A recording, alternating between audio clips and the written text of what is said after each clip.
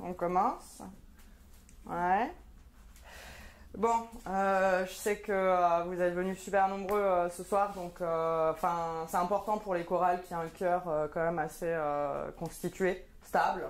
Vous vous rappelez quand même un minimum ce qu'on avait travaillé la dernière fois. Vous faites juste les chœurs, hein, nouveau le choubidou bidou wa. Au pire, ceux qui n'étaient pas là la semaine dernière, vous écoutez, vous reprenez. D'accord? On y va? Oui. Waouh, je sens la note. Ah non, mais c'est impressionnant, hein, fou. Ok. Connaissez-vous l'histoire? Choubidou-bidou-wa. On recommence avec un peu plus de punch, hein. Connaissez-vous l'histoire? Choubidou-bidou-wa. De la petite mandarine, Choubidou-bidou-wa, qui s'en allait un soir, Choubidou-bidou-wa, au bal de sa copine, Choubidou-bidou-wa. Ouais. Bon, on verra tout à l'heure hein, pour la suite parce que je vois bien que vous avez besoin de faire une pause. Alors, je sais pas si on a qui en vrai connaissaient déjà cette chanson avant qu'on la prenne ce soir. Mais moi je l'ai apprise quand j'étais petite, quand je partais en colo l'été. Bon alors faut dire que la première fois que je suis partie en colo, je crois qu'il aurait fallu me scotcher au bus. Hein. En vrai je croyais que j'allais plus jamais revoir mes parents, je croyais en fait que c'était un système pour se débarrasser de moi, un petit peu en vrai. Mais finalement, première colo, puis deuxième colo, et après j'attendais ça avec impatience parce que c'était des moments géniaux. On se retrouvait entre enfants.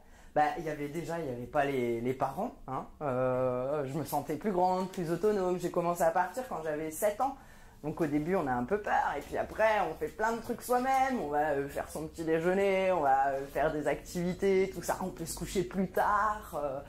Et puis je me faisais de nouveaux amis. Après on se promettait, hein, on s'écrit hein, et bon ça a duré 1 mois, 2 mois, on s'envoyait des lettres et tout, mais c'était cool, il y avait vraiment plein d'émotions. Et puis il y avait les animateurs et les animatrices, des adultes, mais en plus fun que les parents ou que les profs. Et avec qui on pouvait avoir des sujets de discussion même intimes. Et l'autre fois, j'y réfléchissais et je me souviens encore des noms des animateurs et des animatrices qui m'ont marqué, quoi. Julia, avec qui j'ai vraiment discuté plein de fois quand je suis partie en colo à l'île d'Oléron, et Julien. Bon, peut-être que j'étais un peu amoureuse de lui, mais c'était pendant la colo kayak et tout, je me souviens, c'était trop chouette. En fait, tout ça pour dire que sans doute que toutes ces belles expériences que j'ai vécues quand j'étais petite, elles m'ont donné envie par la suite de devenir moi-même animatrice et directrice de colo. Et j'ai plus de 30 ans aujourd'hui. Je sais, ça se voit pas. Oui. Mais je continue l'été, en dehors de mon activité professionnelle, à partir... activité professionnelle quand j'en ai une, hein, là c'est pas l'emploi, mais partir en vacances, en colo, parce que je trouve que c'est des super espaces d'échange, de réflexion, d'auto-organisation, et à qui on peut donner un véritable sens politique. Tout ça pour dire que vous comprendrez bien au fil de tout ce que je vais vous raconter, que oui, le rapport aux enfants et l'éducation tiennent vraiment une place importante dans ma vie. Mais la chanson, là, c'est quoi à nouveau la suite des paroles? En vrai, je m'en souvenais plus, alors je suis allée sur les internets et j'ai trouvé le premier site sur lequel je suis tombée, présente la chanson comme une comptine permettant d'apprendre les agrumes en chantant. Oui, alors j'aime bien les agrumes, hein, le pamplemousse, les oranges, le citron, les mandarines, tout ça. Mais en fait, c'était pas vraiment pour les agrumes que je voulais vous parler de cette chanson. Parce que, en fait, pour la faire courte, dans la suite de la chanson, elle rencontre un citron. Et là, ça fait... Alors, on va reprendre le chœur, hein. Nouveau, on garde le même texte que tout à l'heure. Et pendant qu'il dansait, choubidoubidou-ah, pendant qu'il s'enlaçait, choubidoubidou-ah, le jeune garçon citron, choubidoubidou-ah, a eu un zeste déplacé, choubidoubidou-ah. C'est le jeu de mots. Geste, zeste. Au final, la mandarine, elle se retrouve en cloque.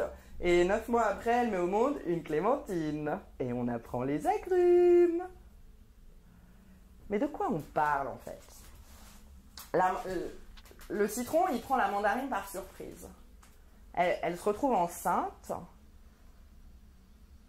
En fait, c'est la définition juridique du viol, ça. C'est une chanson pour enfants qui raconte l'histoire d'un viol. Et quand même, ça fait réfléchir. Parce que depuis que je suis petite, je chante cette chanson, et même quand j'ai été moi-même animatrice, parce qu'on va pas se mentir, elle a un air qui reste dans la tête, quoi. Choubidou-bidou. Mais en fait, elle légitime le fait que les petits citrons puissent avoir des zestes déplacés sur les mandarines. Et puis c'est pas grave, hein. Il va rien se passer. Bon, c'est vrai, des clémentines. D'ailleurs, j'ai regardé aussi sur les internets, c'est pas du tout comme ça qu'on fait des clémentines. Mais en fait, ça légitime le fait que les citrons puissent avoir des zestes déplacés sur les mandarines, et c'est pas grave, hein. Il va rien se passer. Et puis même dans la chanson, en fait, le citron, il disparaît dès lors qu'il a eu son zeste déplacé. Pouf, disparu.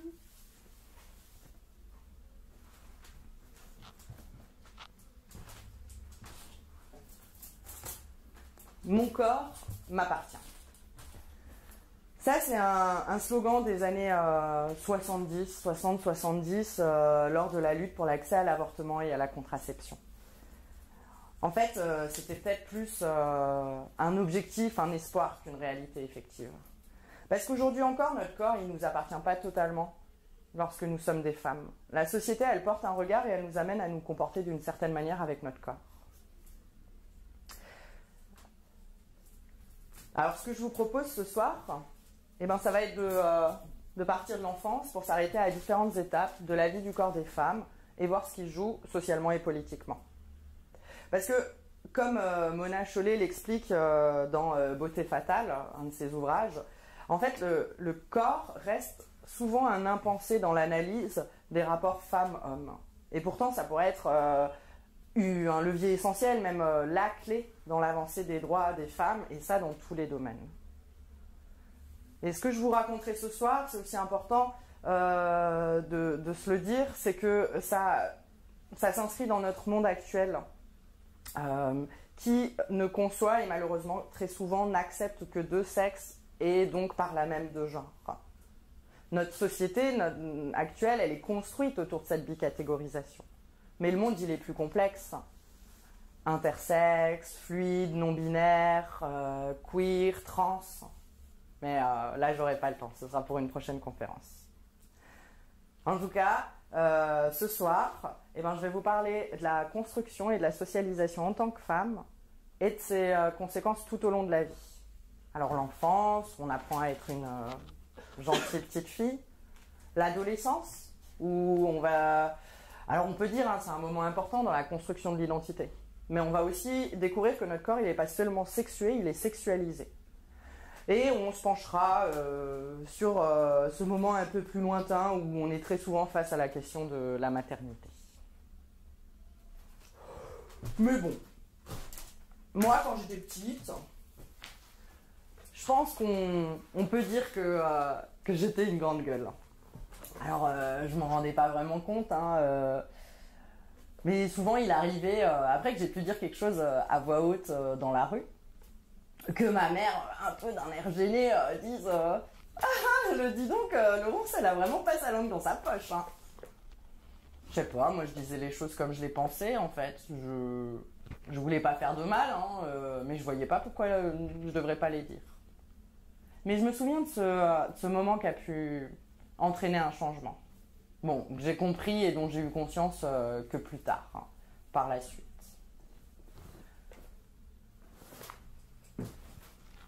J'ai 8 ans. J'ai 8 ans et je suis en classe de CE1. Et mon grand frère, lui, il est en CM2. Ouais, j'adore mon frère. Ah non, mais je suis hyper fière, il est plus grand, tout ce qu'il fait, ça me paraît génial, tout ça. Alors, souvent, pendant la récré, j'essaie d'aller le voir, de discuter avec lui, de lui faire des câlins. Lui, il essaie de m'éviter, de changer d'endroit, tout ça. Les chouettes relations frères-sœurs qu'on peut connaître, quoi. Et il y a un jour, j'ai dû dire ces 4 vérités à un garçon plus grand. Forcément, je m'attaque jamais à plus petit. Ce garçon, ça lui a pas plu. et il a voulu me taper. Mon frère l'a su en fait et il est venu, il s'est interposé, il a empêché le garçon de me taper. Mais un peu plus tard dans la récré, il est revenu me voir, mon frère, et il m'a dit ces mots qui sont restés bien gravés dans ma mémoire, hein, puisque je m'en souviens encore aujourd'hui. Il m'a dit, tu sais Laurent, je ne serai pas toujours là pour te protéger. Je ne serai pas toujours là pour te protéger. C'est vrai que ça peut paraître anodin comme événement. Mais en fait, à partir de ce moment-là, j'ai commencé à me renfermer progressivement, à moins dire les choses. J'ai appris à me taire. Et oui, lui, il a juste voulu bien faire. Hein. Je dis pas ça pour régler des comptes familiaux. Il était empreint de tout ça, lui aussi. C'était un garçon, il était plus grand, il comprenait des enjeux que peut-être je ne comprenais pas encore, et puis il a voulu protéger sa sœur. Mais à partir de ce jour-là, j'ai commencé progressivement à comprendre qu'il faudrait que je me comporte en fonction des attentes liées à mon sexe. Ne pas me mettre en colère, ne pas m'insurger contre l'injustice. En fait, en gros, être une fille douce et calme. Et ça a notamment été théorisé en sciences humaines et sociales comme la socialisation différenciée et l'identité sexuée. C'est-à-dire que on n'est pas construit, éduqué de la même manière selon que l'on est une fille ou un garçon. Ça, c'est différent. Et ça va participer à la construction de notre identité sexuée, c'est-à-dire le fait progressivement de se sentir fille puis femme ou garçon puis homme. Alors oui, hein, c'est vrai, le sexe, c'est un marqueur important dans notre société. Suffit de penser à la première question souvent qu'on va poser à quelqu'une quand on apprend qu'elle est enceinte ou qu'elle vient d'accoucher. Alors, c'est une fille ou un garçon? Et puis il y a même, bon alors, ça c'est high level, hein, le top of the top, des mises en scène de découverte du sexe de son futur enfant. Alors c'est vrai, ça se passe plus outre-Atlantique. Mais les trucs un peu stupides, ça arrive toujours chez nous et puis ça a déjà commencé. Imaginez un peu la scène. Vous êtes à l'échographie de votre deuxième trimestre, celle où vous pouvez enfin connaître le sexe de votre enfant à venir. Et là, vous demandez à pas le savoir tout de suite. Non. Mais que ce soit écrit sur un petit bout de papier, que vous mettez dans une petite enveloppe. Et avec cette petite enveloppe, vous allez chez votre pâtissier préféré et vous lui demandez de faire un gâteau en fonction. Et on arrive au jour J, la baby shower. Alors là, bon, c'est la méga teuf, hein. Vous mettez de la musique, de la déco. Est-ce que ce sera une fille, un garçon? Est-ce qu'on met des points d'interrogation? Enfin voilà, on peut faire plein de trucs. On invite des amis. Et puis on filme. On filme parce que c'est important de le montrer au monde de l'internet. Et là, au moment de découper le gâteau, vous allez découvrir s'il est rempli de génoises bleues ou de génoises roses. Ah non mais, vous verriez l'émotion de Matt Pokora là en août quand il a découvert le sexe de son futur enfant. C'était intense, hein. Vous pouvez aller voir sur l'internet, oui c'est comme ça que je l'ai vu. Bon en vrai lui il n'a pas découpé un gâteau, il a fait un truc encore plus méga impressionnant, ça a fait oui avec la poudre de couleur et tout. Mais en fait le truc c'est que déjà, moi, manger de la génoise bleue, ça me fait pas rêver. Mais c'est surtout comme si cette donnée allait changer définitivement le regard que les futurs parents portent sur leur enfant à venir. Pour continuer sur l'importance du sexe comme marqueur dans notre société, j'avais envie de vous présenter une petite expérience de psychologie sociale, alors qu'elle a été menée maintenant, déjà il y a plus de 40 ans. Et qui s'appelle l'expérience du pyjama jaune. Elle a été menée par John et Sandra Condry. Et alors, le principe, c'est qu'on prend des participants et des participantes à qui on va montrer une vidéo. Sur la vidéo, on a un petit bébé, comme ça, tranquillou, il a 9 mois, et il porte un pyjama jaune. Alors, souvent, une couleur qu'on va pouvoir qualifier de neutre ou de mixte, parce que porter autant... Enfin, moi, le jaune, ça me va pas, mais par des filles que par des garçons. Et donc, le bébé est tranquillou en train de jouer. Et à un bout d'un moment, on ne sait pas pourquoi, paf, le bébé se met à pleurer. Et la mission des participants et des participantes, c'était d'interpréter les pleurs du bébé. D'après vous, pourquoi le bébé se met-il à pleurer? À la moitié des gens, on disait que le bébé sur la vidéo, c'était une petite fille.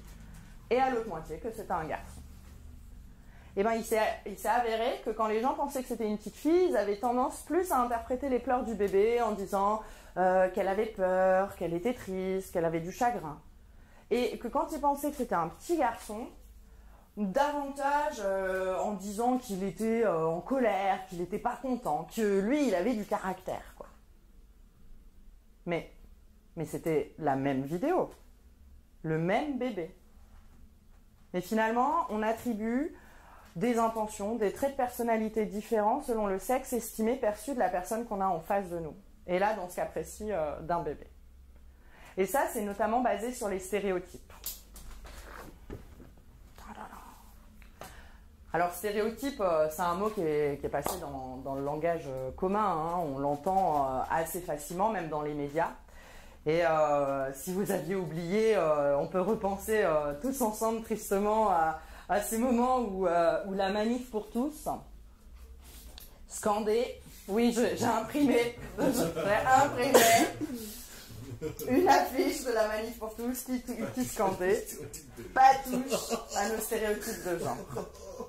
Ouais, ils sont beaux les enfants. Mais en fait, surtout, en faisant ça, eh ben, ils montraient qu'ils avaient connaissance des stéréotypes. Qu'ils savaient qu'il y avait des stéréotypes filles-garçons, mais eux, par contre, ils ne voulaient pas que ça change. On va laisser la manif pour tous, hein. Allez, casse-toi. En psychologie sociale, une des définitions des stéréotypes, c'est que ce sont des croyances socialement partagées sur les caractéristiques des membres d'un groupe. Des croyances socialement partagées sur les caractéristiques des membres d'un groupe. Alors le socialement partagé, ben, ça illustre bien le fait que c'est pas individuel, mais que c'est quelque chose de social et de construit. Et pour les groupes, on peut simplement penser aux groupes d'âge, jeunes, vieux, ou aux groupes de profession, facteurs, traders. Et à chaque fois que j'ai dit l'un de ces groupes, que j'ai nommé un de ces groupes, eh ben, nous sont venus même très vite en tête des mots, des images, des concepts. Et là, même ce soir, si on les croisait, pour un groupe, on trouverait des éléments communs. Et c'est ça les stéréotypes. Et pour les groupes qui nous intéressent, vous l'aurez compris, c'est le groupe des femmes et le groupe des hommes. Généralement, on attend des femmes qu'elles soient plutôt douces, affectives, dans le lien avec les autres, dans l'aide. Et des hommes, alors aujourd'hui, éventuellement encore qu'ils soient forts, mais surtout qu'ils soient ambitieux, qu'ils soient autonomes, indépendants. Et ça, c'est autant ce qu'on vit dans notre entourage, à travers nos échanges sociaux, mais aussi dans la société en général. Le truc, c'est que ces stéréotypes, ils ne sont pas anodins. Parce qu'ils répartissent les êtres humains en deux catégories bien distinctes, opposées mais complémentaires. Et dès 1986, la meilleure année, et ben, Marie-Claude Artigue et Marie-France Fligevin, elles vont expliquer que cette bicatégorisation de sexe, elle est basée sur des rapports de pouvoir et d'hierarchie. Parce que si c'est déjà problématique de séparer les êtres humains en deux catégories bien distinctes, en fait, ce qu'il y a encore plus, c'est quand en fait la relation est asymétrique, qu'il y a un des groupes qui a le pouvoir, l'ascendant sur l'autre. Et c'est ce qui se passe précisément dans les relations femmes-hommes.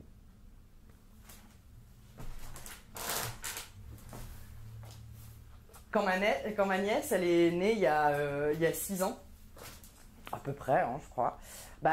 Tradition oblige, j'ai cherché un petit cadeau, quoi. Ça me faisait plaisir. Et notamment des vêtements qui ne soient pas aussi marqués, aussi stéréotypés. C'était pas facile, hein. Puis c'est pas facile non plus aujourd'hui de trouver d'autres couleurs que le rose ou le violet pour les filles. Ce qui est intéressant quand même, c'est que autrefois, les couleurs associées à chaque sexe, elles étaient inverses. C'est-à-dire le bleu, dans notre société judéo-chrétienne, eh ben, c'était la couleur de la Vierge Marie. Donc c'était pour les douces mandarines. Alors que le rouge, le rose, qui étaient des couleurs vives, sanguines, c'était plutôt pour les citrons bien piquants. Alors c'est vrai, hein, la codification actuelle des couleurs pour les enfants, en fait, elle a des conséquences considérables. Parce que les éléments colorés vont avertir du sexe des individus auxquels ils s'adressent. On voit une trottinette rose dans la rue, paf, c'est forcément pour une petite fille. Alors qu'on sait que la trottinette, c'est utilisé autant par les petites filles que par les petits garçons. et même à mon grand désarroi par les grandes filles et les grands garçons grâce aux trottinettes électriques. Alors bien sûr, hein, il y a forcément un aspect financier et marketing qui se cache derrière tout ça. Bah oui, vendre 2 fois plus. Imaginez, vous avez une famille, d'abord ils ont une fille, puis après ils ont un garçon. Ça va être difficile pour le garçon individuellement, mais surtout par rapport au regard des autres, de scoltiner la trottinette rose Hello Kitty ou la Reine des Neiges avec les froufrous sur le côté de sa grande sœur. Il va lui falloir quelque chose de plus bleu, de plus Spider-Man. Mais il y a surtout un problème parce que dans cette codification, parce que certains jouets ne vont être colorés qu'à la destination d'un seul sexe.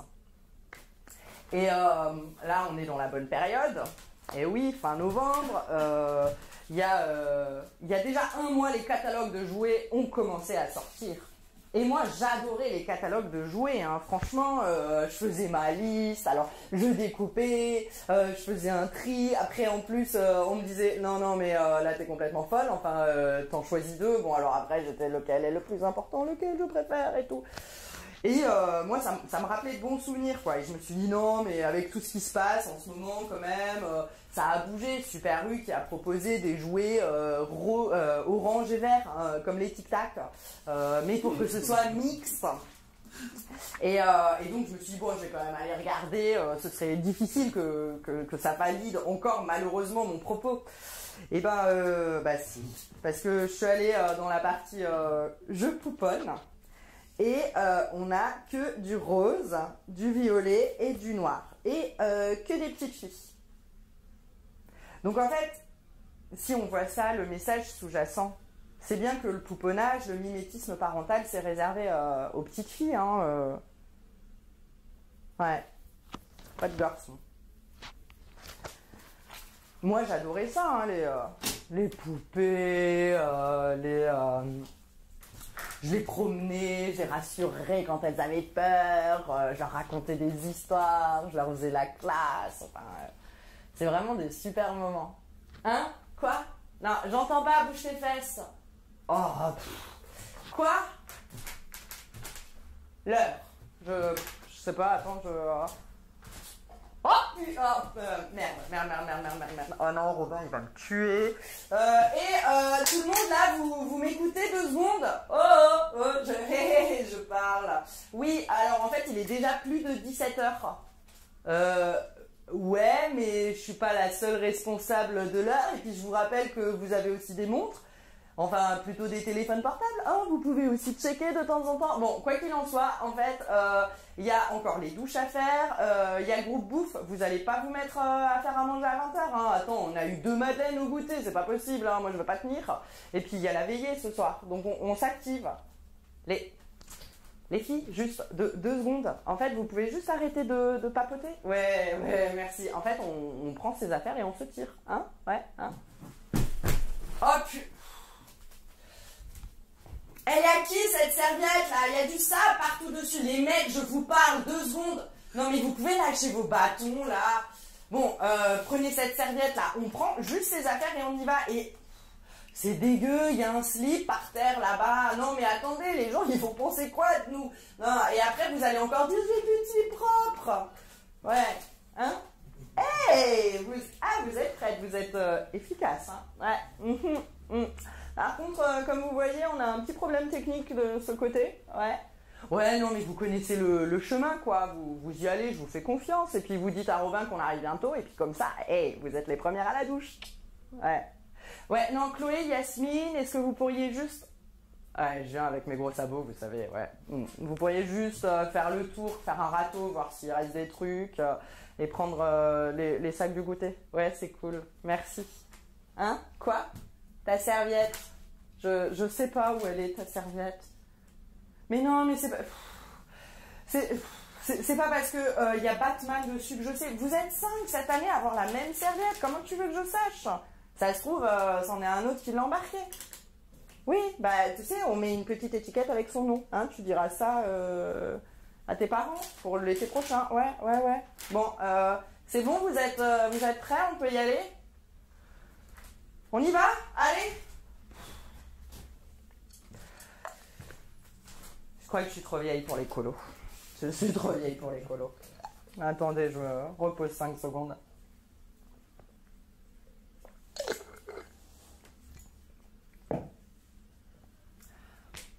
Ça, c'est ce qui peut m'arriver de faire encore aujourd'hui en colo. Simplement parce que je suis pressée ou que j'y pense pas. Je recatégorise les enfants selon leur sexe. Je les réenferme dans une case. Ouais, alors ça peut paraître un peu fort, enfermé. Mais en fait, en faisant ça, en réactivant leur appartenance de sexe, je leur rappelle qu'ils sont des garçons et qu'elles sont des filles. Mais surtout, je réactive aussi toute la panoplie des stéréotypes auxquels on est confronté depuis notre naissance. En plus, qu'est-ce que j'ai fait? J'ai demandé à Chloé et Yasmine de m'aider. Ça aussi, c'est un truc qu'on apprend depuis qu'on est petite, quand on est une fille, aider les autres. Alors, oui, ça nous arrive, hein, le but, c'est pas de se fustiger. Mais la première étape, c'est déjà d'en avoir conscience. Et dans le feu de l'action, on n'y arrivera pas forcément. Hein, mais au moins, on l'aura en vigilance. Et puis, pour les groupes d'aide, pour les groupes d'aide, c'est même pas de l'aide, hein, c'est du rangement, c'est de la participation collective. Et ben, on peut mettre en place un planning qui tourne où chaque enfant va participer à des tâches qu'on discutera ensemble. Ça ou autre chose, mais quelque chose qui puisse nous permettre de maîtriser nos propres automatismes sexistes. En tout cas, se dire, ne pas restreindre les enfants. Hello, we're to that possible, shoo-be-doo-be-doo-ah, shoo-be-doo-be-doo-ah, shoo-shoo-shoo-shoo. Je sens comme un petit décalage d'émotions. Hein? Je crois que vous n'avez pas conscience de quel jour on est, hein? Non. On est le 4 septembre 1997. C'est la rentrée. C'est la rentrée, mais oui, oui. Alors oui, il y en a qui adorent partir en vacances, il y en a qui... Moi j'adore la rentrée. Donc, attendez, non, j'ai un nouveau cahier de texte, le nouveau sac...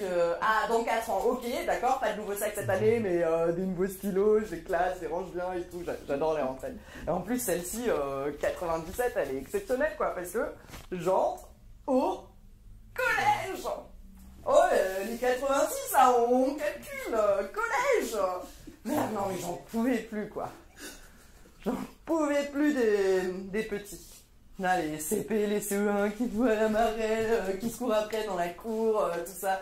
Non, maintenant, moi, avec mes copines, parce que bon, on a appris, on n'est pas dans les mêmes classes cette année, c'est pas grave, on se retrouvera à la cour de récré, on se mettra dans un coin de la cour, on se posera et là, on discutera de sujets personnels. Bon. Moi, je suis super contente. Et puis, en plus, j'y retrouve qui? Mon frère. Oui. Alors, autant dire que déjà, quand j'étais en CE1, il m'évitait. Là, je crois qu'il y a un bug. Hein. Je sais pas si j'ai changé de visage, enfin un truc. Entre la maison et le collège, il me reconnaît plus. C'est bizarre. Bref, je crois que j'ai pas le droit d'aller voir les troisièmes. Donc... moi, on m'a appris à être une gentille écolière, travailler, faire son midi. Et je le fais. Je le fais même assez bien. Et d'un point de vue scolaire, ma 6e, elle se passe bien. Hein, j'ai des bonnes notes, j'ai les félicitations. Crâneuse.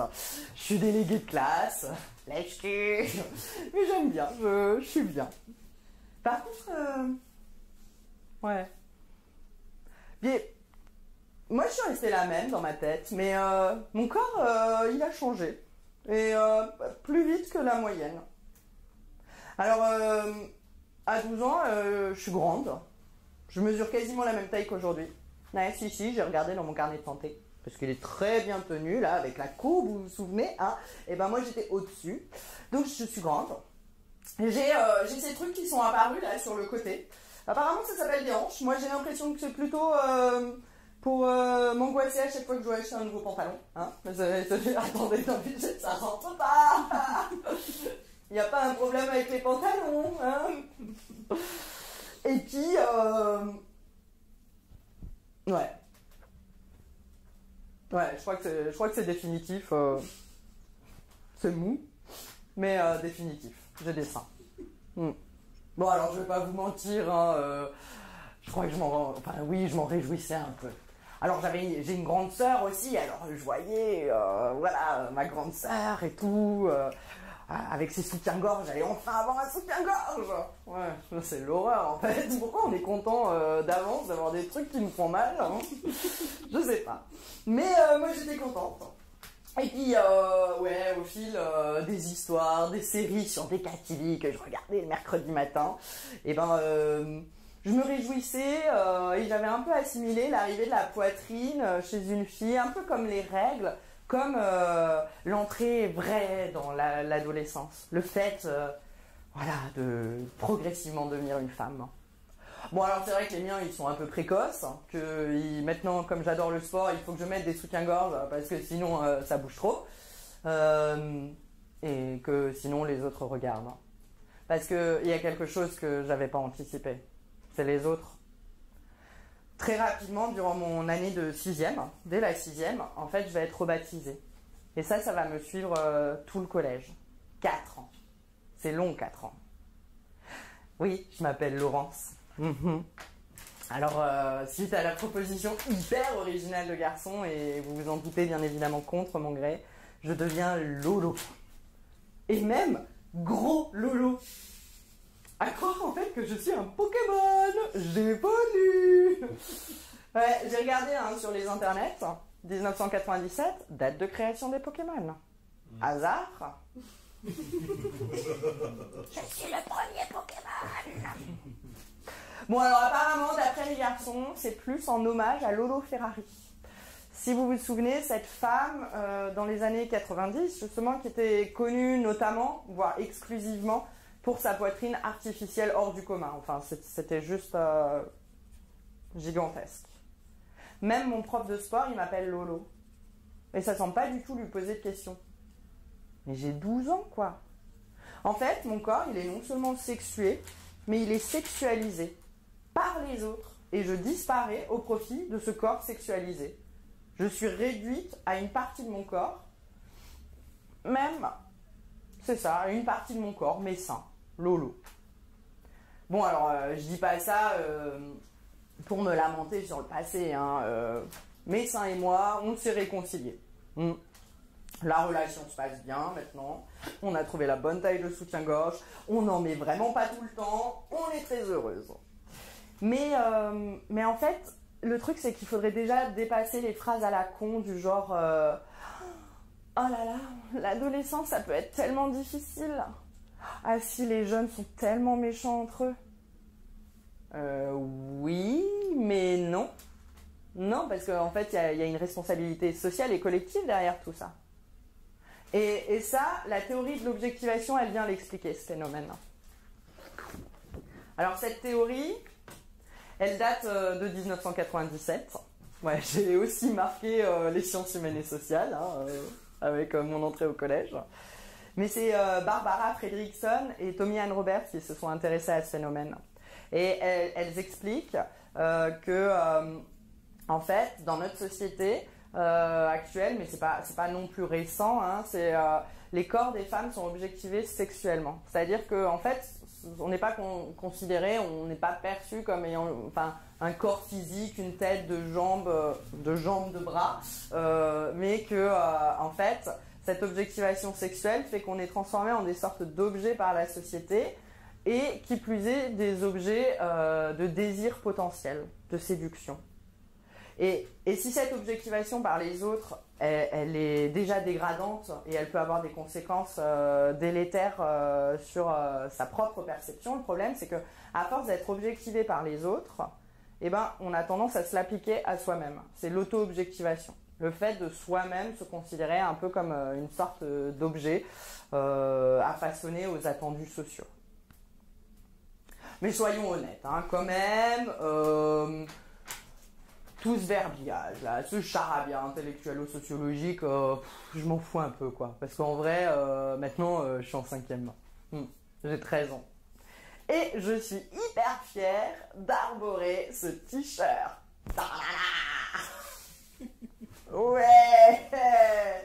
Ah non, j'adore ce t-shirt. Parce que, En fait, si je me prends des remarques depuis le début du collège, eh ben, j'en suis pas moins, moi-même, dans une phase de découverte, d'appropriation de mon propre corps. Avec tout le paradoxe que ça représente de s'approprier son corps en lien avec le regard des autres et l'objectivation sexuelle qui en est faite. Alors j'ai plus de 13 ans. Et je sais pas exactement ce que ça pouvait représenter pour moi de porter ce t-shirt face à mes agresseurs du quotidien. Parce que non, je le mettais pas le dimanche pour aller chez les grands-parents. Ouais. J'avais pas le droit, je sais pas pourquoi. C'est nul. Mais là, en fait, en même temps qu'il y a une mise en valeur d'une partie sexualisée du corps des femmes, il y a aussi un message d'interdiction. Et ça illustre tout le paradoxe de cette période qu'on appelle l'adolescence, où en fait, on ne comprend pas encore l'objectivation sexuelle, mais on la subit quand même. Et donc, d'une certaine manière, on trouve des parades, on cherche des choses pour se protéger. Et oui, je pense que d'une certaine manière, ce t-shirt m'a aidé à l'époque à m'accepter un minimum, même si c'est dans le regard des autres. Et si Barbara Fredrickson et Tommy Ann Roberts se sont intéressés à l'objectivation sexuelle du corps des femmes, c'est notamment pour étudier les conséquences délétères sur la santé mentale.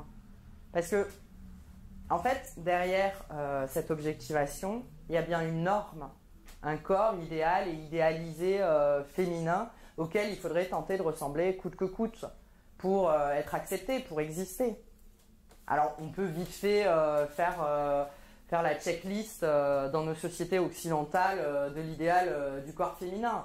Alors, généralement, être claire de peau, être grande, être glabre, parce que les poils, c'est pour les moches, être fine, mais avoir de belles formes généreuses. Ouais, comme la poupée Barbie. Impossible. Elle n'est pas viable, hein, la poupée Barbie. Et quand on dit poupée Barbie, moi souvent ça me fait penser à la publicité. Et ces dernières années, elle a quand même été pas mal critiquée, hein, de mettre en avant des corps féminins, à la fois des corps féminins totalement irréalistes, mais aussi en les enfermant dans un seul objectif, un seul but, la désirabilité par les hommes, la séduction. Mais le truc c'est que la pub, bah, c'est que la partie visible, la partie émergée. Mais ça a lieu dans toute notre société, dans les médias en général, dans les films, dans la presse féminine, qui se décline même aujourd'hui en presse féminine pour adolescentes et même presse féminine pour petites filles. Ou le fait qu'il y ait des gens qui se permettent encore aujourd'hui de défendre le droit d'importuner, quoi. Espèce de tradition française à la con, là, où en fait on autorise les gens à avoir un regard, une parole sur le corps de femmes inconnues dans la rue. Bah, tout ça, ça amène à un hyper-contrôle de son propre corps. L'apparence physique, l'apparence vestimentaire, la coiffure, le maquillage, le poids. Et les conséquences délétères, bah, elles viennent du fait de ne pas réussir à atteindre cet idéal. Une dévalorisation de soi, même parfois une haine de soi-même, qui peuvent mener à des troubles dépressifs, des troubles du comportement alimentaire. Parce que ne pas réussir à être cette femme parfaite physiquement, c'est risquer de ne plus plaire. Et comme depuis qu'on est toute petite, on apprend que plaire, c'est un élément important de notre vie en tant que fille, en tant que femme, et ben ne plus plaire, c'est risquer d'être rejeté. Et donc, on fait attention à son apparence. Je me souviens de cette petite fille, 8 ans, on est en accueil de loisirs cette fois, et on a joué déjà, on a passé toute l'après-midi à courir, moi je suis vannée, je suis pressée d'aller bouffer mes 2 madeleines du goûter. Oui, il n'y a pas toujours du goûter pour tout le monde, mais les animateurs et les animatrices ont le droit à leur madeleine. Et donc on a couru et tout, et il y a cette petite fille de 8 ans qui mange pas. Alors je vais la voir, quoi, c'est... dis donc, et t'as pas faim, on a bien couru, hein, là, t'as encore de l'énergie. Et là, en fait, elle me dit, non, c'est pas ça, c'est parce que sinon je vais être trop grosse. À 8 ans. Un autre exemple, alors états-unien, mais qui est pas du tout circonscrit aux États-Unis et qui est assez équivoque, c'est que C'est sorti il y a quelques mois. Il y a des lycéennes dans un établissement qui ont découvert que les garçons du lycée les notaient sur leur apparence physique et établissaient une liste. Elles se sont dit, il faut se mobiliser, on va faire quelque chose. Elles sont allées voir le proviseur, elles sont allées voir les responsables de l'établissement, et en fait, il n'y a quasiment pas eu de réaction. Comment est-ce qu'on fait quand en fait, les adultes référents ne nous protègent plus, ne nous protègent pas des agressions quotidiennes et sexistes? Oui, on trouve des parades, on fait attention à son apparence. Maud, tu sors de la tente? On est tous prêts là, on t'attend. On va faire le tour du camping, on a dit, tout ça, on va découvrir un peu. Hein, quoi? Tu te maquilles. Ouais, mais tu te souviens, cet après-midi, on a dit qu'on allait se baigner au lac qui est près du camping. Non, mais même si c'est waterproof, hein, tu sais, ça risque de couler comme ça, non? Et puis, moi, j'ai déjà fait un peu le tour. Hein, je te rappelle juste, on est dans le trou du cul du monde. Et il y a à peu près 15 personnes dans le camping et pas une seule à votre âge. Ah, tu sors jamais pas maquillée. Plus d'arguments. Ok, on t'attend, mais fais vite, hein. On attend Maud. On attend Maud. Ça fait une petite pause comme ça. Bon, qu'est-ce que j'aurais pu dire à Maud? Quitte à attendre, autant se poser des questions. Parce que moi aussi, passé tout un temps, je sortais jamais pas maquillée. Et à cette époque-là, je ne le vivais pas comme une contrainte. Juste, c'était pas possible. C'était un automatisme. Que je vivais comme un automatisme. Je sais pas, qu'est-ce que j'aurais pu dire? J'aurais pu lui dire que je comprends ses injonctions à se maquiller, que moi aussi, passé un temps, je le faisais, et que voilà, mais que... mais merde, elle est belle au naturel, quoi. Je sais pas, un petit peu en train de m'enfoncer, là. Parce que, ouais, comme d'hab, je reste dans le registre de la beauté, de l'apparence, du corps, tout ça. Ouais, ça marche pas, en fait, hein.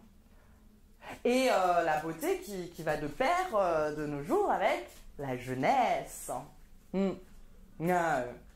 Bon, pour les femmes, un homme de 50 ans. Un homme de 50 ans. Imaginez, je sais pas, Georges Clooney, trucs comme ça, poivre et sel, comme ça. Il est beau, non? Avec ses petites rides au coin des yeux qui montrent qu'il a vécu, là, un peu mal rasé. Il a du charme. Une femme de 50 ans, c'est... une femme de 50 ans. Tout à l'heure, quand j'ai commencé la conférence, je vous ai dit, j'ai plus de 30 ans aujourd'hui, je sais, ça se voit pas. C'est prévu pour un effet comique.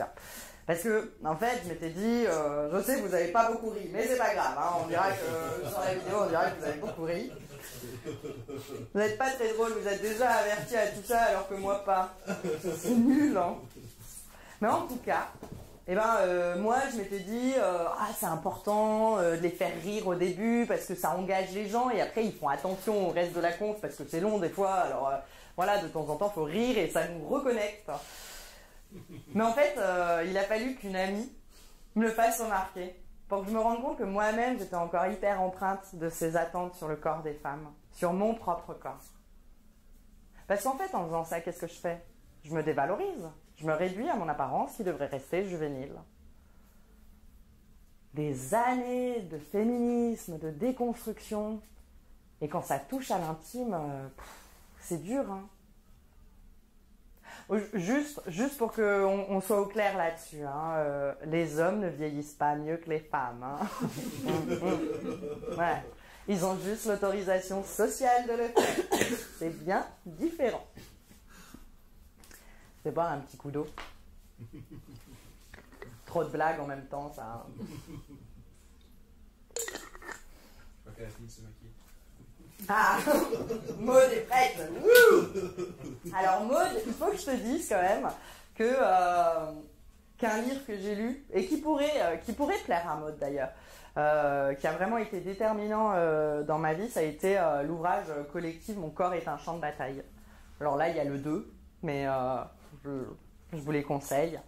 En fait, c'est un ouvrage qui contient une analyse sociologique d'une sociologue, Carla Rice, mais aussi et surtout plein de témoignages de femmes sur leur rapport à leur corps, difficile, conflictuel et même parfois destructeur. En fait, quand j'ai lu ce bouquin, je me suis rendu compte que j'étais pas seule. J'étais pas seule à me souffrir, j'étais pas seule à me poser des questions. Et qu'en fait, c'était pas du tout un problème individuel de Laurence, elle est mal dans son corps, dans sa peau, mais qu'il y avait bien quelque chose de structurel. Carla Rice, elle dit ces mots. La société habite nos corps, nous l'avons incorporé dans notre chair et dans nos os. Et en fait, elle dit que ça touche à tous les aspects de notre être. Elle explique qu'en fait, en tant que femme, on apprend qu'on existe à travers ce corps, que notre pouvoir repose sur notre corps. Mais en fait, c'est une manière de restreindre le pouvoir des femmes à une seule sphère, un seul espace, celui du corps. Et c'est peu après la lecture de ce livre que j'ai eu la chance de vivre de super moments en colo. Alors, bon, on était déjà avertis un peu sur ces questions avec les copaines. Et en fait, on avait envie de proposer quelque chose. Donc, on a fait venir une intervenante du planning familial qui proposait des ateliers aux enfants, aux ados, aux animes, en fonction de leur âge, s'ils le souhaitaient participer, s'ils et elles souhaitaient participer. Par exemple, chez les ados, moi j'étais avec les ados, c'était le mur des stéréotypes, où on construit un mur avec des briques de lait progressivement, en écrivant à chaque fois les stéréotypes qu'on connaît sur les filles, sur les garçons. Et après, l'étape, ça va être de déconstruire le mur. C'est génial, hein, franchement, c'est un super atelier. Et donc, bon, bref, tout ça, ça avait déjà pas mal remué tout le monde. Mais surtout, ça a fait naître l'envie chez les ados de se réunir et de continuer la discussion en groupe non mixte, à leur initiative. Bon, surtout chez les adolescentes. Ouais, qu'à cela ne tienne, hein, ok, on s'organise ça ce soir, direct, ok. Nous, on prend la salle avec les canapes, les couvertures et tout. Et donc, on se pose. Et là, plein de sujets ont été abordés. Et beaucoup autour du corps. Alors moi, je pourrais vous raconter que ce qui s'est dit du côté des filles. Mais ouais, ça a été le regard des garçons, le poids, l'apparence, les troubles du comportement alimentaire, l'automutilation, les idées suicidaires. On a beaucoup pleuré, mais c'était chouette, c'était libérateur. En fait, elles nous ont fait part ce soir-là que c'était une des premières fois, voire la première fois qu'elles s'étaient senties prises au sérieux sur ces sujets. Surtout parce que nous, les deux animatrices qui représentions le groupe des adultes au final, eh ben, on les avait déjà écoutées, mais aussi surtout parce qu'on avait partagé notre propre rapport à notre corps et à notre adolescence. Alors, c'est pas magique, hein, un atelier non mixte entre adolescentes, mais ça a permis d'ouvrir la parole, de se rendre compte de ne pas être seule. Et la non-mixité, c'est une étape dans la lutte pour l'émancipation. C'est une première étape.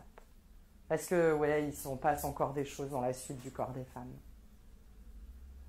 Et là, ça, comme j'avance dans le temps, ça me ramène forcément à cette période passée de ma vie. Enfin, des fois, j'ai même l'impression que c'est, vous savez, une vie antérieure, comme si je ne l'avais pas vraiment vécue. C'était quelqu'un d'autre ou un rêve. Mais autrefois, j'ai été étudiante sage-femme. Depuis que j'étais petite, je trouvais ça extraordinaire, la naissance. Enfin non, pas la naissance, la grossesse. Le fait qu'il y a un truc qui se développe à partir de quasiment rien et qui devienne, dans notre cas, un être humain. Non mais c'est génial, rien que le développement de l'âme. Non mais j'ai recherché dans mes cours d'il y a 15 ans, je l'ai trouvé. Je m'étais même fait une petite fiche où j'avais scanné mon livre d'embryologie. Parce que, en fait, je trouvais ça magnifique. Regardez, c'est la main au départ. Au début, on a les mains palmées comme des canards. Et puis, progressivement, à un moment précis, et ben, les cellules entre nos doigts, elles vont s'autodétruire et laisser place à des doigts. Wow. Et le pouce opposable, quoi. C'est l'évolution. C'est génial. Je crois que je vais l'afficher chez moi. C'est trop beau. J'aime bien cette première main. Moi, je trouvais ça génial. Et donc, je me suis orientée vers le cursus de sage-femme. Alors, moi, je pensais accompagner des femmes pendant 9 mois, jusqu'à ce que le truc sorte de son environnement chaud, sombre, aquatique, insonorisé. Ça ressemblerait pas un peu à 9 mois de spa? Enfin, je sais pas, hein, juste comme ça. Ça a l'air cool. Pour arriver dans un monde froid, sec, bruyant, lumineux. Ouais, ça a l'air mieux à l'intérieur, hein, franchement. Et si je dis étudiante, sage-femme, c'est parce que j'ai jamais terminé mes études. Alors certaines pourront dire que j'ai fui, que j'ai abandonné. Mais moi, j'aime bien dire que j'ai avorté mes études de sage-femme. Allez, rigolez là. Non mais attendez, c'est un trait d'esprit. Bon, je rigole toute seule. Oh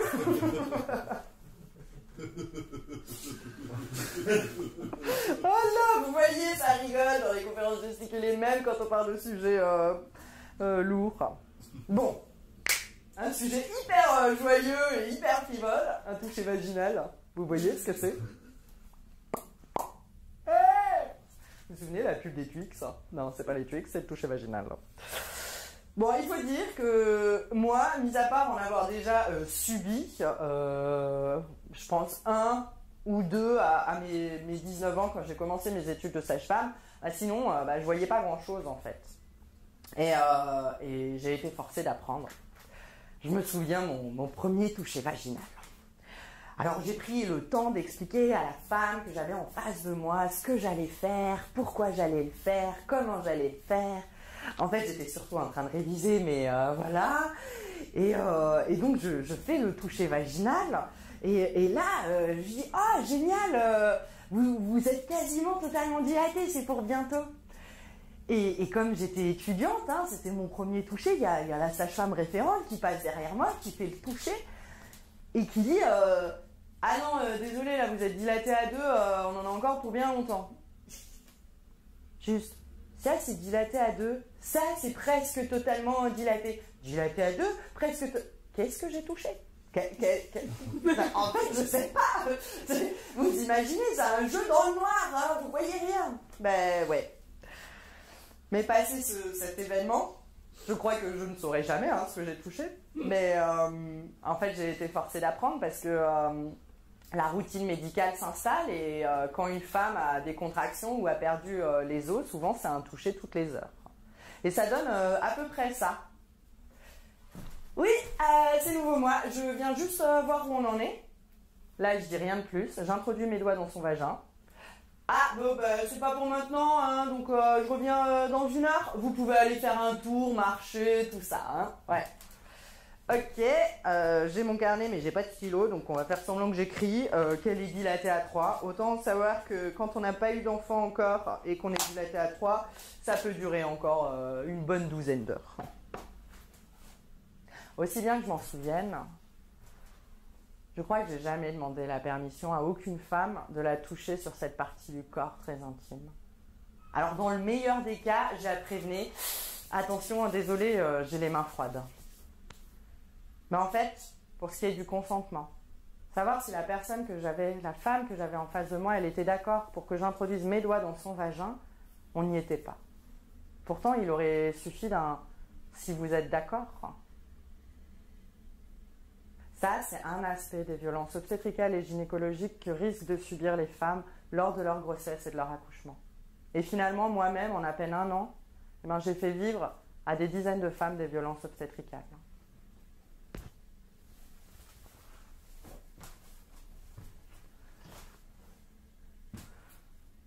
Quand une femme arrive à la maternité pour accoucher, bon, alors il faut quand même qu'elle arrive jusqu'à la maternité, parce que c'est pas comme si 2/3 des maternités avaient fermé en 40 ans en France. Non, attends, c'était pas ça le sujet, Laurent, c'était sur... Oui, quand elle arrive à la maternité pour accoucher, Il y a toute une série d'actes médicaux classiques qui vont être souvent réalisés en très peu de temps. On va faire la checklist comme ça. Alors souvent on va la mettre dans une pièce, dans une chambre, l'inviter à s'installer sur un lit. On va lui poser une perfusion, enfin pas la perfusion elle-même mais un cathéter, juste le début du tuyau, c'est juste au cas où ça, hein, comme ça c'est prêt. On va éventuellement lui donner du microlax. Alors le microlax c'est à introduire dans l'anus et c'est pour vider le rectum parce que au moment où vraiment on va accoucher, où le bébé va sortir, et ben la tête du bébé appuie sur le rectum. Donc souvent, quand une femme qui est au bord d'accoucher dit j'ai envie de faire caca, c'est parce que en fait c'est la dernière poussée et elle va pouvoir expulser le truc. Après, qu'est-ce qu'il y a après? Un toucher vaginal toutes les heures, hein, minimum quand même pour vérifier. Le monitoring de la femme et du bébé. Alors là, c'est des capteurs qu'on peut poser pour mesurer la fréquence cardiaque de la mère et avec d'autres capteurs, ceux du bébé. Et puis, bon, c'est vrai, ça prend quand même un peu de temps. Il arrive souvent que le cathéter, il est déjà en place. Autant mettre une perfusion d'hormones qui accélère l'ouverture, la dilatation du col de l'utérus pour accélérer l'accouchement. Imaginez un peu quand même. Pose-toi, ça peut être dangereux. Vous êtes posé sur le lit. Ouais, vous n'avez pas vraiment eu de choix. Là, vous êtes attaché via la perfusion, hein, quand même, c'est pas super confort, on peut pas bouger dans tous les sens. Ah, il y a des nœuds, d'accord. Ok. Ah, il faut refaire le monitoring. Ah, oui. Oui, je bouge pas trop, je sais, les capteurs sont sensibles. Et là, la position commence quand même à devenir clairement inconfortable. Et ça commence à devenir difficile, et là, on vous dit que vous allez pouvoir mettre au monde votre bébé et que ça va être le plus beau jour de votre vie. En fait, quand je pense à tout ça, à tous les témoignages que j'ai pu entendre, d'amis que j'ai pu lire, il y a mon petit utérus, il est déjà pas très très grand, c'est pas très grand un utérus, mais lui, il se rétracte encore plus. Et là, il remonte, et sans vouloir se cacher, genre, je vais me cacher où? Oh viens, derrière les reins, là-bas, ça va être bien, pour jamais avoir à vivre ça. Parce que, en fait, dans ce monde, la future mère, elle disparaît. L'être humain disparaît.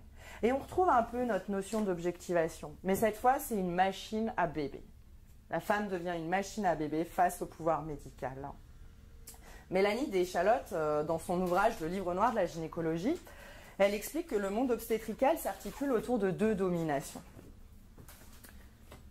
La première domination, c'est la domination masculine, avec, à travers l'histoire, le remplacement progressif des matrones. Les matrones, c'était quand même ces femmes accoucheuses, des femmes qui se transmettaient un savoir de génération en génération, un savoir par les femmes, pour les femmes. Ça fait rêver, hein. Enfin, moi, ça me fait rêver. Mais malheureusement, qui ont été remplacés progressivement par les hommes accoucheurs, puis les gynécologues. Et ça nous amène à notre deuxième domination, la domination médicale, où aujourd'hui, l'hôpital est devenu le lieu unique où accoucher, et où toute personne qui porte une blouse, alors blanche de préférence, elle détient le pouvoir. Il y a une dissymétrie de statut. C'est souvent difficile de s'opposer au personnel médical. Alors déjà parce que souvent ça va être des moments d'urgence, on n'a pas forcément les clés, les connaissances, tout ça, mais que même si on a acquis des connaissances, un savoir sur notre propre corps, les femmes restent avant tout des patientes à gérer. Et il suffit de penser, que je cherche dans ma tête un petit peu, en 2015 sur Twitter, c'est difficile de dire Twitter fuité, alors sur Twitter, des documents de la faculté de médecine de Lyon Sud, c'est pas très très loin, ont fuité, et en fait ces documents invitaient les femmes, les étudiants et les étudiantes en médecine à s'entraîner au toucher vaginal sur le corps de femmes non averties pendant qu'elles étaient endormies sous anesthésie générale au bloc opératoire. Et cette domination médicale, en fait, on va la prendre bien avant une éventuelle grossesse, parce que les corps des femmes sont très tôt médicalisés, voire même pathologisés. dès nos premières règles, on va commencer à médicaliser tout ça. Et on va nous envoyer et nous faire découvrir le monde de la gynécologie. Il y a combien d'hommes qui sont déjà allés voir un urologue dans leur vie? Ouais. À 16, 18, 20 ans, selon comment on nous aura poussé. Hein. Ah oui, non, il faut faire un frottis régulièrement, il faut, tu sais pas ce qui peut se développer, des cancers, des machins. On va découvrir donc le monde extraordinaire de la gynécologie. Alors là, première visite chez une gynécologue. Oui, alors on nous invite à nous mettre en t-shirt. Hey, ça tombe bien, je suis en t-shirt. Ah, juste le t-shirt, rien d'autre. Ok. Ah, et j'enlève le soutien-gorge aussi. Voilà. Là, on vous invite à découvrir cette magnifique position gynécologique, hein, si vous ne la connaissiez pas. Donc, vous vous posez sur des étriers. Alors, conseil, avec une grande expérience, gardez éventuellement les chaussettes. On se sent pas très bien, mais en fait, c'est froid, les étriers. Et là, on a donc les jambes écartées, on est à poil avec un t-shirt, on est quand même au high level de notre estime de nous. Hein. Là, on se sent hyper forte. Et là, tout d'un coup, on vient nous tâter les seins. Ah non, mais c'est juste pour voir s'il n'y a pas de grosseur, hein, c'est important. Donc, on fait tout le tour et l'autre comme ça. Ok, il n'y a pas de grosseur, c'est bon, on peut s'arrêter, d'accord. Puis là, on va nous poser un spéculum pour faire un frottis. Alors, on ne sait pas vraiment, hein, mais c'est important de faire un frottis. Et des fois, on va nous dire « Ouh là là, mais vous n'avez pas fait de frottis de pied, non ?» Non, non, il n'y a pas besoin. Avant 25 ans, jamais besoin de frottis. En fait, on médicalise beaucoup trop tôt le corps des femmes. Alors juste, vous vous foutez de moi, mais rendez-moi mon siège. Prenez vos chips là. Prenez vos chips tout de suite. Ça c'est un jour chez mon ex-gynécologue. Elle s'appelait Rita, elle était un peu feuillue. Oui, alors j'ai pris rendez-vous aujourd'hui parce que j'aimerais me faire poser un stérilet. Ah, vous en posez pas au nullipare. Non, non, non, j'ai jamais eu d'enfant ni de grossesse. Non, non, non. Bon, pourquoi je veux me faire poser un stérilet, même si vous m'en poserez pas? En fait, actuellement, je prends la pilule. C'est quand même assez contraignant au quotidien. Personnellement, ça c'est pour moi, mais j'ai plus trop envie de prendre d'hormones. Et puis, j'ai plus trop de libido. Je disais, j'ai plus trop de libido. Et j'ai lu, en fait, que les hormones, ça pouvait être lié. Ah, c'est vrai. Ouais, on prend des hormones et plus de libido. Non, c'est quelque chose qui me rassure, quand même. Non, mais ouais. Ça... Ah, mais quand même, vous me poserez pas de stérilet. Ouais, bon, je vais y aller, hein, ok. Hein, je vous dis pas merci, hein. Hein? Quoi? Une ordonnance de renouvellement de ma pilule. J'ai plus de libido. Ouais. De toute façon, faudrait quand même pas oublier la mission des femmes, hein. S'accomplir un jour en ayant des enfants. On le comprend très tôt dans notre vie, l'importance, voire même le côté central de notre vie. Trouver un homme, forcément un homme, et un jour, avoir des enfants. En fait, à peine sortis de nos poussettes, eh ben, on nous en offre en cadeau pour qu'on puisse s'entraîner. Et puis, on a des livres. Moi, c'était Martine Petite Maman, parce que j'ai plus de 30 ans. Alors, il y en a d'autres hein, aujourd'hui, du même style. Hein. Et puis, c'est pas pour nous rassurer, mais les Martines sont rééditées. Hein. C'est la joie de la nostalgie hétéropatriarcale. Colline Cardi et Chiara Cagliarello, elles parlent de cette injonction à la maternité dans l'encyclopédie critique du genre. Et en fait, elles expliquent que ce qui est même paradoxal, ce qui est quand même étrange, parce que, enfin c'est super, ces dernières dizaines d'années, on a réussi avec la contraception, avec la possibilité d'avortement, à séparer sexualité et reproduction. Wouh, on peut faire ce qu'on veut. Et bien, malgré ça, les corps des femmes restent perçus, restent construits comme des corps maternels. Suffit de penser à ce qui s'est passé il y a moins d'un an là aux États-Unis où en Alabama ont été votées enfin des lois qui sont devenues hyper restrictives sur l'avortement où même une femme qui a été victime, qui a subi un viol ne peut plus avorter. Mais à chaque fois je prends des exemples états-uniens, c'est pas mieux chez nous hein, parce qu'à la même période le syndicat des gynécologues s'est dit qu'ils allaient faire la grève des IVG. Mais pourquoi vous faites la grève des IVG? Pour faire pression sur le gouvernement. Oui, c'était par rapport à de l'argent, ils voulaient faire pression sur le gouvernement. C'est quoi le rapport entre les deux? J'ai cherché, je ne l'ai pas trouvé, quoi. Et puis, même si nous, on n'y pense pas vraiment, quand on commence à dépasser un peu la date de fraîcheur, eh ben, les autres, la société nous le rappelle assez régulièrement. Hey, dis donc, c'est pour quand les enfants? Eh, tu sais, l'horloge, elle tourne, hein. Tic-tac, tic-tac, tic-tac. Ah non, mais je dis ça pour toi, hein. Tu sais, c'est parce que l'autre fois, je lisais sur Doctissimo. Ouais, sur Doctissimo. Et ben, j'ai lu que à partir de 30 ans, la fertilité, elle diminue. Ah non, mais t'imagines si tout le monde faisait comme toi?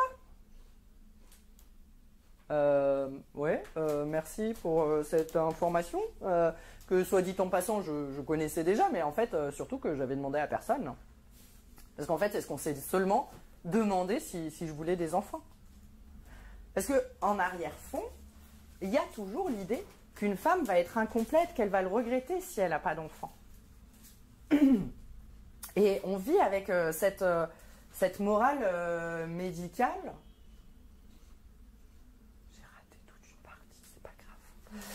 On vit avec cette morale médicale, comme Mona Chollet l'explique.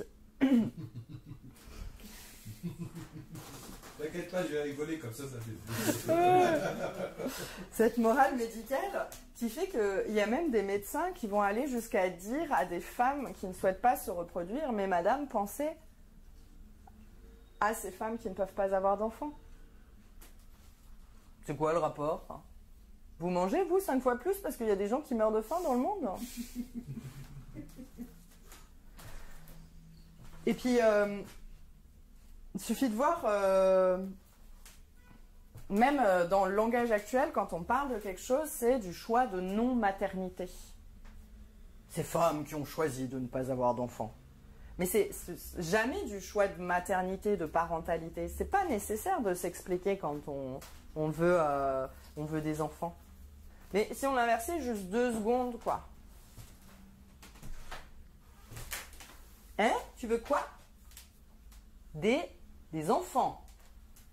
Mais pourquoi? T'as bien réfléchi? Non, tu sais, c'est parce que on m'a dit qu'il y avait des conséquences. Hein. À long terme.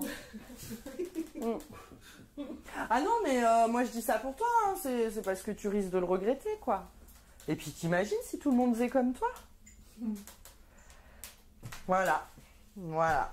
On vit des micro-violences liées à notre corps et au fait d'être des femmes. On apprend qu'on n'est pas maîtresse de nos corps. Et si je m'apprête ce soir à m'arrêter à cette période de la vie, c'est parce que comme j'ai pu le répéter maintenant à plusieurs reprises, je suis dans la trentaine. Et donc encore potable physiquement et estimée fertile. La séduction et la reproduction. Les 2 attendus des femmes, voire obligations. Après ça, eh ben, on disparaît. On est comme périmé. En fait, on perd notre utilité sociale, enfin la seule qu'on veut bien nous octroyer. Et c'est vrai que si d'une certaine manière, eh ben, je redoute un peu d'atteindre ma propre date de péremption, je ne l'ai pas encore vécu.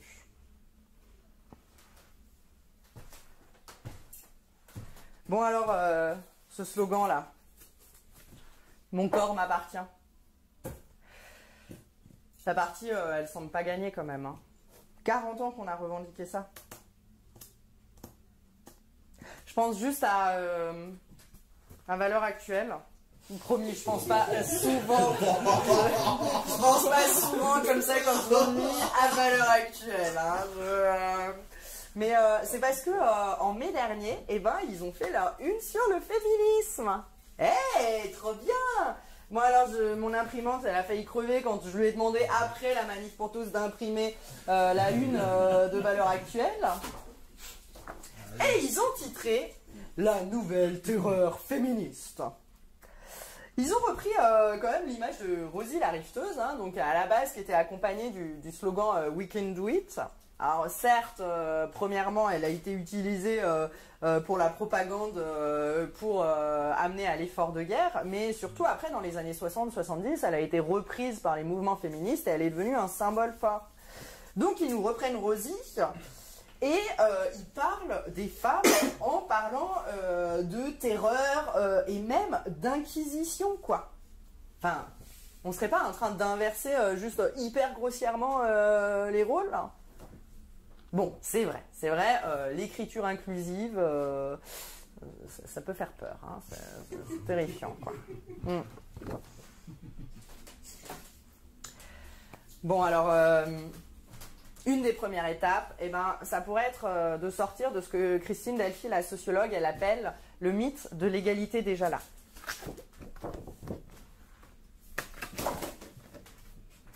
C'est la preuve qu'il faut sortir du mythe. Alors oui, c'est vrai, hein, depuis 1944, les femmes ont le droit de vote en France. Depuis 1965, elles peuvent ouvrir un compte en banque sans l'accord de leur mari. Depuis 1967, elles ont accès à la contraception légalement. Et depuis 1975, à l'avortement. Et puis, elles gagnent quand même quasiment la même chose que les hommes. Hein. Ouais, c'est bon, 26%, c'est quasiment la même chose. Hein. Oui. En fait, se dire que les inégalités entre les femmes, elles ont disparu et vivre avec des phrases à la con du genre « Oh, l'égalité, vous l'avez voulu, vous l'avez eu. Hein. » En France, hein, bien sûr. Hein. Ouais, Christine Delphi, elle l'explique. Hein, tout aurait été gagné, il n'y aurait plus rien à faire chez nous. Alors quand même, comme on est super sympa, eh ben on regarde les autres pays. Et là, on peut les pointer du doigt pour montrer à quel point eux, ils dénigrent les femmes. Mona Chollet... dans Sorcière ou la puissance invaincue des femmes, elle explique bien que en fait c'est pas du tout pour défendre les droits des femmes, hein, c'est bien pour maintenir et alimenter un rapport hiérarchique raciste, tout ça. Hein. Bon alors, si on revient sur notre mythe de l'égalité déjà là, eh ben Christine Delphi, elle explique que c'est pas seulement un mensonge, c'est un poison.